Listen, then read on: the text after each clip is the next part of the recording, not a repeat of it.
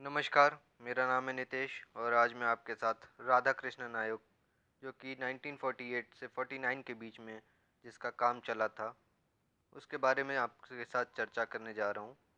ये जो था हमारे स्वतंत्र भारत का पहला शिक्षा आयोग था, पहला शिक्षा आयोग जिसके अध्यक्ष कौन थे?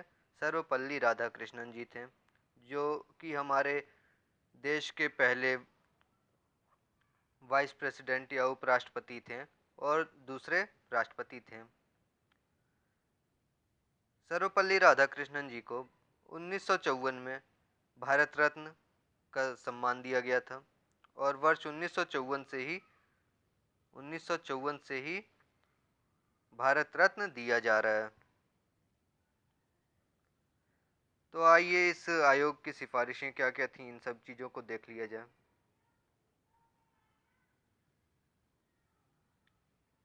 नवंबर 1948 में राधाकृष्णन आयोग का गठन हुआ था और इसने अपनी रिपोर्ट कब दी थी? 25 अगस्त 1949। रिपोर्ट मिली 25 अगस्त 1949। का गठन देश में विश्वविद्यालय शिक्षा के संबंध में रिपोर्ट देने हेतु किया गया था। तो ये जो राधाकृष्णन आयोग था, इसका गठन हुआ था विश्वविद्यालय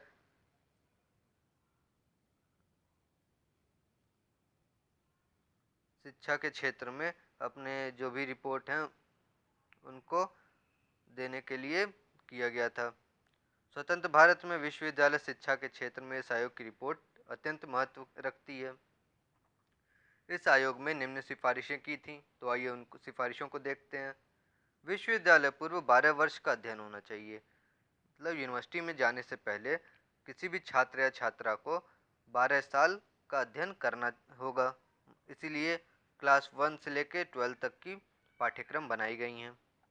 उच्च शिक्षा के 3 मुख्य उद्देश्य होने चाहिए: सामान्य शिक्षा, सरकारी शिक्षा, व्यावसायिक शिक्षा।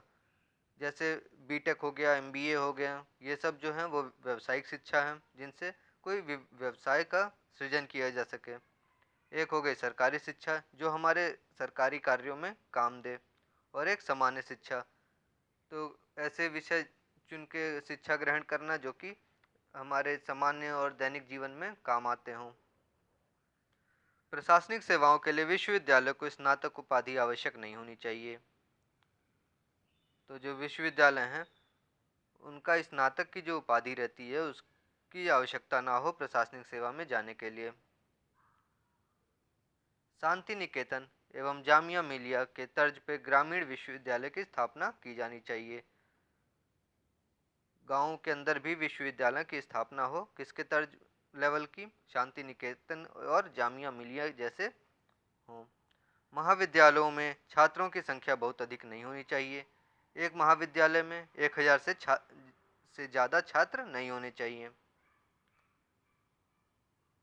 तो यहाँ पे छात्रों की संख्या को भी निर्धारित कर दिया गया कि कम से कम अधिक से अधिक 1000 होने चाहिए।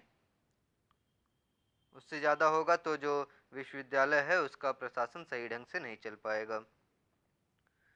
विश्वविद्यालय के द्वारा आयोजित की जाने वाली परीक्षा के स्तर में सुधार लाया जाए तथा विश्वविद्यालय शिक्षा को समवर्ती सूची में शामिल किया जाए। तो जो विश्वविद्यालय है उसके द्वारा जो भी परीक्षाएं आयोजित होती हैं उसके स्तर में, उसके लेवल में सुधार लाना चाहिए, और जो विश्वविद्यालय शिक्षा है इसको समवर्ती सूची में लाना चाहिए। तो समवर्ती सूची के ऊपर कौन कौन कानून बना सकता है? एक तो स्टेट गवर्नमेंट बना सकती है और एक सेंट्रल गवर्नमेंट।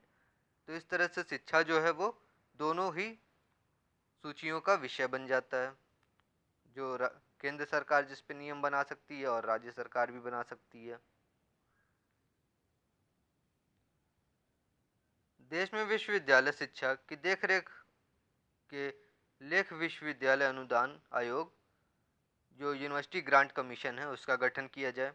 मतलब जो लेखा जोखा है विश्वविद्यालयों का, उसके लिए एक कमीशन या एक आयोग बनाया जाए।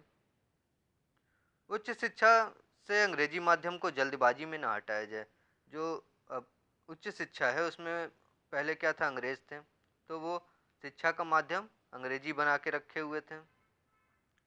जो अंग्रेजी में पढ़ा लिखा रहता था उसको बढ़िया नौकरी भी दी जाती थी।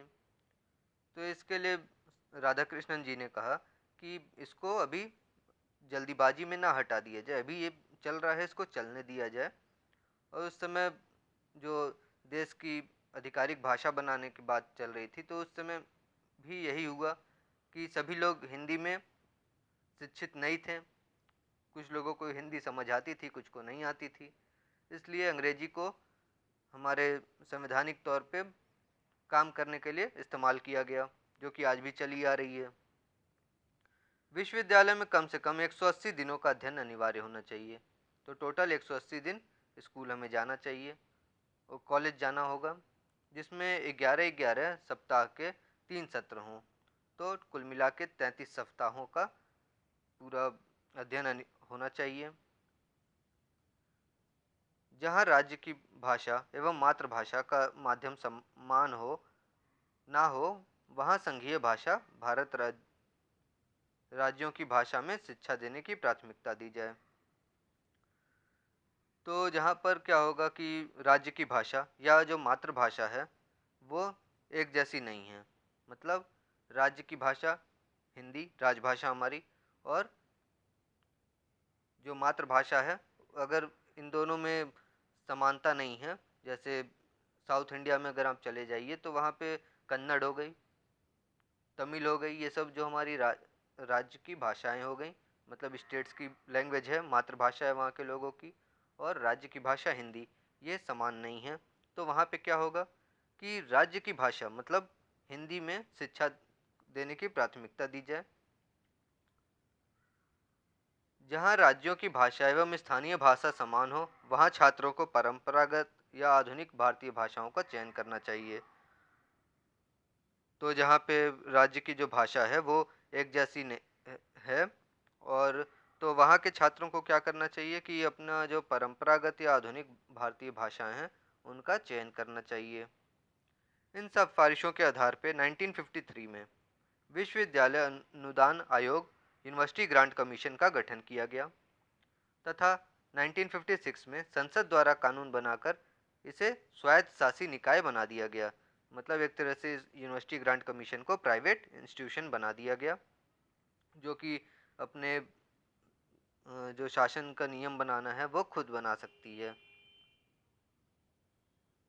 इस आयोग का कार्य विश्वविद्यालय शिक्षा की देखरेख करना, विश्वविद्यालयों में शिक्षा एवं शोध संबंधी सुविधाओं के स्तर की जांच करना और उनमें समन्वय स्थापित करना है।